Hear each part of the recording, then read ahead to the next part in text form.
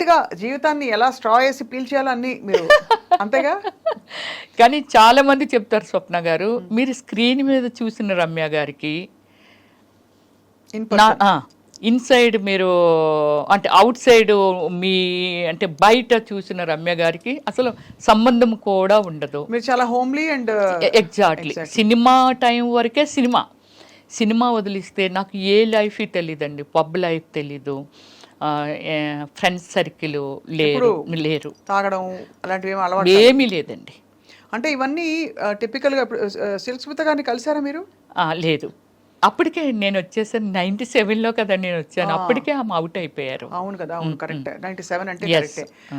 మరి ఎవరెవరిని కలిసారు మీ కంటెంపరీస్? నేను సౌందర్య గారితో వర్క్ చేశాను, రమ్యకృష్ణ గారితో వర్క్ చేశాను. సౌందర్య గారితో నేను సౌందర్య గారు అంటే ఇక్కడ తెలుగులో చేశాము, కన్నడలో ఆర్యభట్ అని నేను సెకండ్ హీరోయిన్. నాకు అవార్డు వచ్చింది, తనకు రాలేదు, నాకు వచ్చింది అవార్డు. సో ఆర్యభట్ అని రమేష్ అరవింద్ హీరో అనమాట. తను ఇట్స్ లైక్ శ్రీకాంత్ మనకి ఎలా హీరో అలా సతీ లీలావతిలో చేశారు కదా. యా సో ఆయన మూవీ అనమాట. చాలా మూవీ చేసాము, ఒక 6 or 7 మూవీస్ చేసాము. చాలా ఫ్రెండ్లీగా ఉండేది. రమ్య నువ్వు అంటే మమ్మల్ని చైర్స్ చేసుకొని ఇంకా వేరే ఎక్కువ ఆర్టిస్టులు ఉంటారు కదా, మాట్లాడుకొని ఇదంతా చేస్తున్నప్పుడు నువ్వేమైనా దూదులు పెట్టుకుంటావా రమ్య? అందరూ సరదాగా డిస్కస్ చేసి నవ్వినా సరే నువ్వు నవ్వు అలా ఉండిపోతావు ఏమిటి, ఎక్కడో చైర్ వేసుకుంటావేంట్రా, నన్ను రా అనేది, ఎక్కడో చైర్ వేసుకుంటావేంట్రా అనేసి అని. నేనేమి దూదులు పెట్టుకోను, కానీ మ్యాటర్ నాది కాదు కదా, సబ్జెక్ట్ నాది కాదు. అంటే నాతో మాట్లాడో లేకపోతే నా గురించి మాట్లాడితే వింటాను, ఎవరి గురించో మాట్లాడుతున్నారు కాబట్టి అది నాకు సంబంధం లేనిది కదా. అలా నాకు అలవాటు అయిపోయింది ఫస్ట్ నుంచి. నేను అంతే, ఎవరి మ్యాటర్లోకి నేను దూరను. ఎనీ పాజిబిలిటీ స్వప్న గారు చాలా వరకు అయ్యో పాపం అనే హార్ట్ ఉంది నా దగ్గర. అయ్యో పాపం ఇలా అయ్యిందా, అయ్యో మనకి అంటే నాకు ₹1,00,000 వచ్చింది అనుకోండి, చాలా ప్లేసుల్లో నేను ఇది స్టేట్మెంట్ కూడా ఇవ్వడం జరిగింది. నాకు ఒక 1 lakh వచ్చింది, 10,000 ఈజ్ నథింగ్. ఇంకా నాకు 90,000 ఉంది. ఆ 10,000 సాక్రిఫికేషన్ చేస్తాను. ఏమి చెయ్యాలి, దేనికోసం యూజ్ చేయాలి ఏమిటి అనేది. సో 27 కంట్రీస్ తిరిగాను నేనైతే.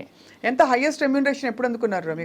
నేను హైయెస్ట్ రెమ్యూనరేషన్ అయితే ఆర్యభట్టకండి, దానికి అందుకున్నాను. దానికి వచ్చి 15 lakh ఇచ్చారు నాకు. తర్వాత అన్ని ఐటమ్ సాంగ్ చేస్తే 10 lakh. 10 lakhs కూడా, వావ్. సో అయితే మీరు దాన్ని కెరియర్గా మలుచుకుని దాదాపు వెళుతున్న టైంలో మళ్ళీ మీరు చాలా మంది కమెడియన్స్ పక్కన వేశారు. బ్రహ్మానందం ఆల్ కమెడియన్స్తో, సుమన్ శెట్టితో కూడా చేశాను నేను. ఎలా ఉండేవారు అందరూ? అప్రిషియేటివ్గా అందరూ. నాకు ఎల్బి శ్రీరామ్ గారు నా సినిమాలో కూడా చేశారు కదండి. సో లైక్ ఒక ఫాదర్ లాగా అనిపించేవాళ్ళు. బ్రహ్మానందం గారు, అందరికంటే బ్రహ్మానందం గారితో చాలా ఎక్కువ, హేమ గారి కంటే నేను ఎక్కువ చేస్తుంటాను బ్రహ్మానందం గారితో. బట్ నేనేమిటంటే అంటే అందరికీ తెలుసు చాలా లిమిట్లో ఉంటుంది.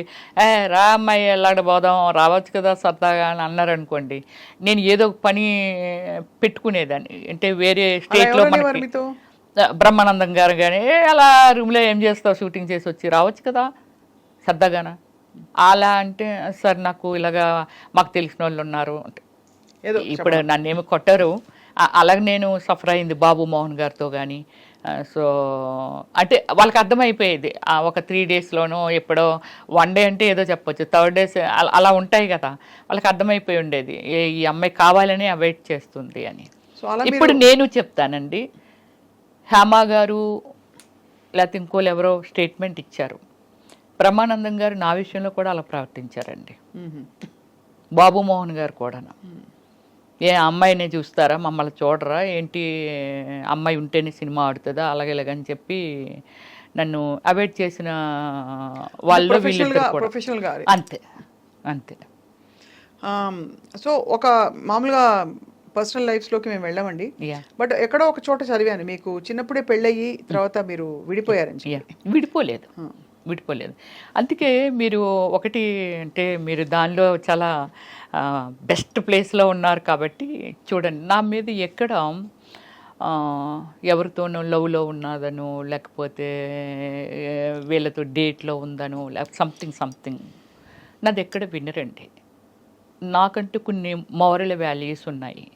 దాన్ని నేను ఎంత రెస్పెక్ట్ చేయాలో అంతే రెస్పెక్ట్ చేస్తాను. నా ఫ్యామిలీ దీన్ని ఏ రోజు స్క్రీన్ ముందుకి నేను తీసుకురాలా.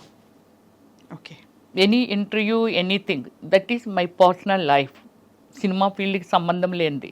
ఓకే, ఫ్యాన్స్ క్యూరియాసిటీ ఉంటుంది ఏమిటి అని. బట్ సేమ్ టైం నన్ను ప్రపోజ్ చేసిన వాళ్ళు కూడా అవుట్ ఆఫ్ కంట్రీ, ప్యారిసా లేకపోతే యుఎస్ఆ, పెద్ద పెద్ద డాక్టర్లు వీళ్ళంతా ఉన్నారు. నా పాలసీ ఎలా ఉంటుంది అంటే ఇంతకు మించి అయితే మనం తినలేము. హయ్యెస్ట్ లైఫ్ స్టైల్ అంటే ఇస్ గాడ్ ఇచ్చాడు, ఒక సిస్టమేటిక్గా నేను దాన్ని సెక్యూర్ చేశాను. ఇంకింతకు మించి ఒక బెంజ్ కారు ఎనీథింగ్ లోపల ఇవైతే అవే ఉంటాయి. ఒక లగ్జరీ చూసేసిన తర్వాత ఇంకే కారుకి వెళ్ళిపోయినా అదే ఉంటుంది. 150కి మించి పై వెళ్తే ఏ కారు అయినా అవుటే. నారాయణ గారు అబ్బాయి ఏమయ్యారు అనుకుందాం. అలాంటి చాలామందికి ఇది. అవును, ఇంతకు మించి లైఫ్ ఏంటి? ఇంతకు మించి లైఫ్ లేదు కదా. నేనే ఒక సెక్యూర్డ్గా ఉన్నాను. ఓకే, నాకు డ్రైవర్ ఉంటాడు, 2 పనులు ఉంటారు, మంచి స్టేయింగ్ హోమ్ ఉంది, సో పోనీ ఇంకొక హోమ్ ఉంది, ఇంకేమిటి. అందుకని నాకు అంత అలా వెళ్ళిపోవాలి అని ఏం లేదు. నన్ను అందరికీ తెలుసు, లైఫ్ లైన్లో ఉండాలి. ఓకే, దానికి ట్విట్టర్ ఉంది, ఇన్స్టాగ్రామ్ ఉంది, ఫేస్బుక్ ఉంది.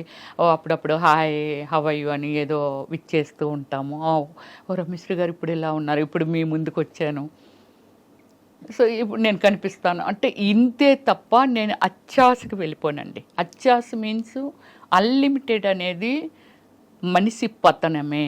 అవును, మీరు ఫ్లైట్లో ఎంతసేపు ట్రావెల్ చేయండి, అమెరికా వెళ్ళి భూమి మీద ల్యాండ్ అవ్వాల్సిందే. ఆ పాలసీ ఉంది నా దగ్గర. అది చాలా మంచి పద్ధతి. మీరు అంటే ఫస్ట్ నుంచి ఎంత అండర్స్టాండింగ్ ఉంటే మీరు మిమ్మల్ని మీరు అంటే లీడ్ చేసుకోవడమే కాకుండా మీరు ఇన్ని రంగాలలో ఇంత మీ ప్రతిభను చూపించారు. అదే అంటే సో అయితే మీకు వివాహం అయిందండి? అయింది, చిన్నప్పుడే అయిపోయింది. 13 years ఏజ్కే మ్యారేజ్ అయిపోయింది. కాకపోతే నేను ఎక్కడ రివీల్ చేయలేదు అంతే, అంతకు మించి. ఇప్పుడు మీ వారు ఎక్కడ ఉన్నారు? ఎక్స్పైర్ అయ్యారు. ఒక 2 years బ్యాక్ ఎక్స్పైర్ అయ్యారు. Okay, yeah. సో మరి ఈజ్ లైక్ మై ఫాదర్ స్వప్న. చెప్పాను కదా, చాలా రెస్పెక్ట్ ఇస్తాను. ఈరోజు గుడిలో పూజించినట్టుగా పూజిస్తాను ఆయన్ని, చాలా రెస్పెక్ట్ ఇస్తాను. Not a wrong. ఇప్పుడు అతని వల్ల తప్పలేదు, నేను ఎందుకు సఫర్ చేయాలి?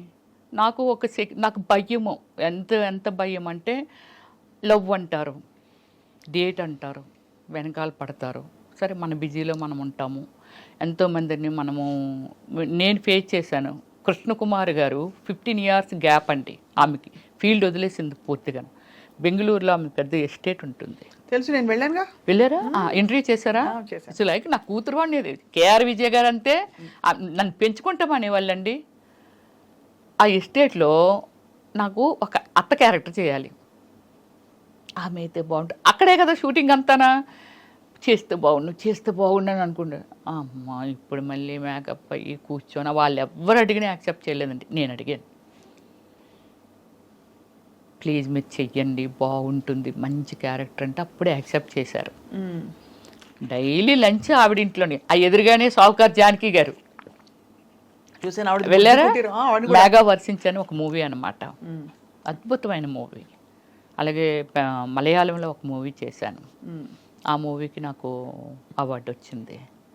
సో అలాగే ఏమిటంటే వాళ్ళందరూ మాట్లాడుతుండేవాళ్ళు వీటి గురించి, ఏంటో వస్తున్నారు ఏదో అయిపోతున్నారు. అప్పుడు మన శశికళ గారు ఏదండి ఆమె కాంచనా గారు ఎందుకు అలా మాటల్లో వస్తూ అవతల వెనక వైపు, మీరు స్విమ్మింగ్ పూల్ చూసారా? అటు చూసాను. అక్కడ కుర్చీలు వేసుకొని కూర్చుంటే ఇవన్నీ చెప్పేవారు, వీళ్ళు ఎలాగైపోయారు, అలా అలాగైపోయారు, సావిత్రి గారు ఎలాగైపోయారు, ఇవన్నీ అని. ఏమిటి అని అంటే ఎవరినో నమ్మితే కదా అలాగైంది. ఆమె వాళ్ళ బ్రదర్స్ నమ్మి అలాగైపోయిందంట. ఏమేమో అతన్ని నమ్మి అదొక్కటే మనకి బాగా ఫేమస్ కాబట్టి చేయలే. అలాంటి కొన్ని ల్యాక్స్ ఆఫ్ సిచ్యువేషన్స్ ఉంటాయి. చాలా కరెక్ట్గా చెప్పారు మీరు. అంటే కానీ ఆ వయసులో మీరు అంత తెలుసుకుని దాన్ని అమలుపరచడమే పెద్ద విషయం. అదే ఎందుకంటే గ్రేట్ అని అదే గ్రేట్. ఎందుకంటే ఒకటి సరే మీ వారితో మీకు అనుబంధం ఉన్నా ఒక రెస్పెక్ట్ ఉన్నా ఏమున్నా కూడా మీరు యాక్ట్ చేయడం ఆయన ఆపలేదు ఎప్పుడు. లేదు, నాకు ఎప్పుడు ఏది అభ్యంతరం చెప్పలేదు. అది గొప్ప విషయం. Yeah.